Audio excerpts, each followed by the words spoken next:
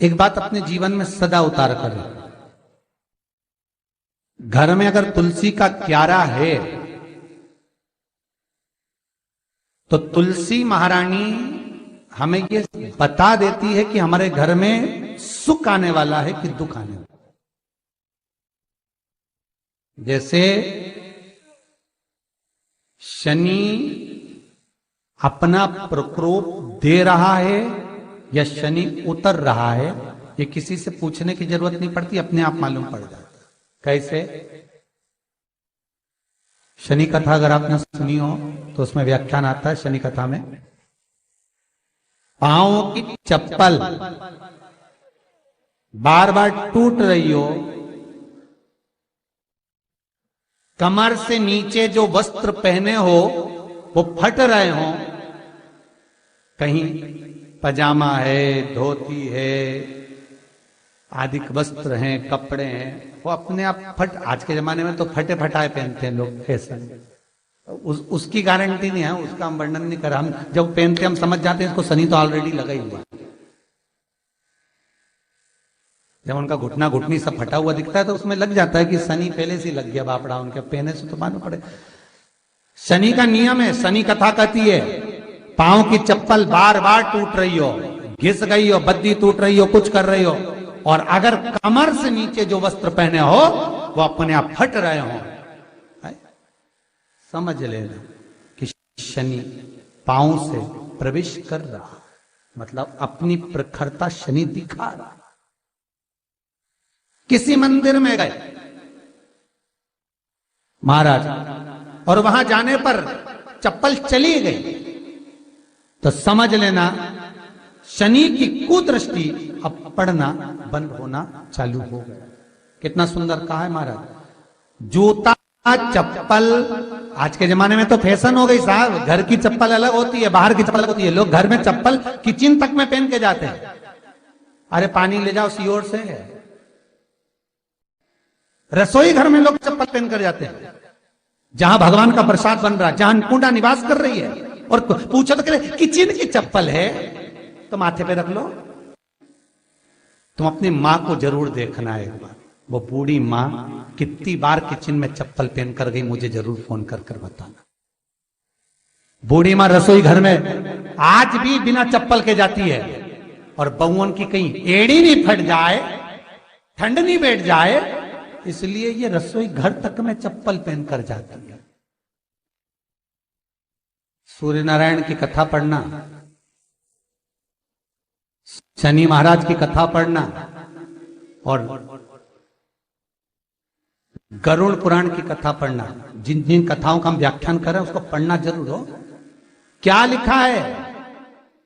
घर के अंदर जब चप्पल जाती है, रोग, बीमारी, कष्ट, तकलीफ चालू हो जाती है। तुमने चप्पल क्यों पहनी? ठंड नहीं बैठ जाए, रोग नहीं बैठ जाए। घर के अंदर उतना बढ़ गया, एक कालीन बिछा दो, एक दरी बिछा दो, मोटा आसन बिछा दो, जिस पर तुम चल लो। जरूरी है कि कई कई लोगों को तो हमने ये भी देखा कि कालीन पर भी चप्पल पहन के चलते, और ब्राह्मणों को भोजन परोस रहा है, गुरुजन को भोजन परोस रहा है, ठाकुर जी की थाली बना रहा है, ठाकुर जी का थाल लगा रहा है, तो भी चप्पल है पांव में।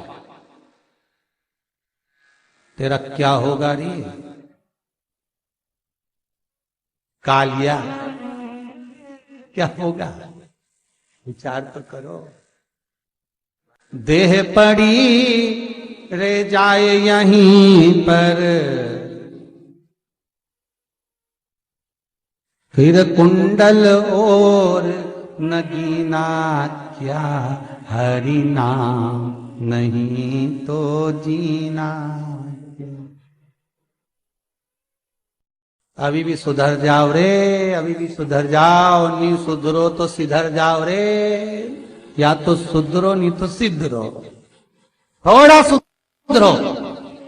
रसोई घर में अन्नपूर्णा रहती है, रसोई घर में शिव महापुराण की कथा कहती है जब भगवान शंकर को मां जगत जननी भोजन करा रही थी, शंकर जी ने वर मांगा था अन्नपूर्णा से, ए अन्नपूर्णे, तुम मेरे घर के बच्चों का भरण पोषण कर रही है। इस मृत्यु लोक में जितने मनुष्य जन्म लेते हैं ये मेरे पुत्र कहलाते हैं। तो अन्नपूर्णा ने कहा, चिंता मत करना भोलेनाथ, जिस जगह पर एक स्त्री, बेटी, कन्या या घर की बहू या बूढ़ी मां भोजन बनाएगी, उस जगह पर मैं अन्नपूर्णा उसके शरीर में प्रवेश करूंगी। रसोई घर नहीं होगा, वो मेरा और तुम्हारा मंदिर कहलाएगा। अब मंदिर में चप्पल पहनकर भोजन का निर्माण करना ये श्रेष्ठता है। एक आसन पटक लो आप रसोई घर के अंदर, जिस आसन पे खड़े होकर आप भोजन बना लो, मोटा सा आसन रख लो, चप्पल की जरूरत ही नहीं। श्रीमद् भागवत कथा कर रही है, तुलसी का मात्र तो शनि अपनी दृष्टि बता देता है। शास्त्र कहता है जब घर के अंदर प्रवेश करने के, जब आप घर में प्रवेश करें तो एक कोने में चप्पल को उतार दें। बाहर जगह नहीं है तो घर के अंदर प्रवेश कर लेफ्ट में चप्पल को उतार दें, और 7 या 3 कदम के अंदर चप्पल उतर जाना चाहिए घर के अंदर में। और उसके बाद अगर चप्पल अंदर प्रवेश कर रही है तो राहु केतु शनि के साथ प्रवेश करते हैं, जिसके घर में बीमारी कभी पीछा नहीं छोड़ती। शनि कथा, सूर्य की कथा का स्मरण करिए, आपको मालूम है, पहचान हो जाता है। महाराज तुलसी बता देती है कि आपके घर की दशा क्या है। बार बार जल डालने के बाद भी तुलसी सूख रही है, बार बार आप पूजन कर रहे हैं, पाठ कर रहे हैं, तो भी तुलसी के दल सूख रहे हैं। तुलसी बता देगी कि तुम्हारे घर में तकलीफ आने वाली है, कष्ट आने वाला है, सूख रही है। किसी ने जरूर कुछ ना कुछ ऐसा है कि इसमें घर में कुछ तकलीफ आएगी, तुमने लगाया फिर सूखी, फिर लगाया फिर। तुलसा महारानी बता देती है कि कष्ट है।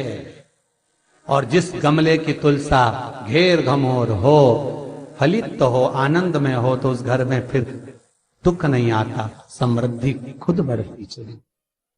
जिन शंकर भगवान को आप जल चढ़ाते हो, जिन ठाकुर जी से आप लाड लड़ाते हो, जिन भगवान कृष्ण का आप स्मरण करते हो, राधा रानी का आप नाम जाप करते हो, जिस परमात्मा का आप भजन कर रहे हो, कीर्तन कर रहे हो, नाम जाप कर रहे हो, नाम स्मरण कर रहे हो, उससे तुम्हारा एक संबंध होना चाहिए, एक रिश्तेदारी होना चाहिए।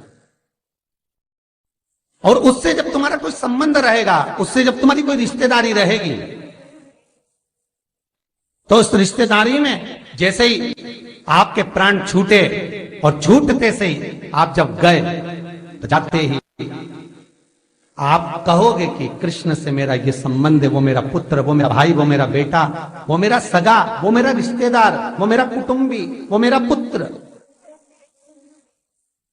जब कहोगे तो तुरंत प्रवेश हो जाए। महाराज भगवान से संबंध होना चाहिए। कई लोग भगवान को सवेरे से रिझाने बैठते हैं तो भगवान को बनी बनाई बात कहते हैं,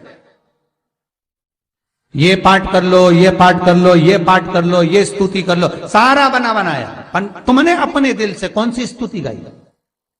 तुमने अपने दिल से कौन सा भगवान को निवेदन करा, कौन सा नमन करा? बस सवेरे उठना है, नहाना है, भगवान के सामने जाना है, भगवान को नहलाना है, कपड़े पहनाना है, अगरबत्ती लगाना है, थोड़ा सा शक्कर का भोग लगाना।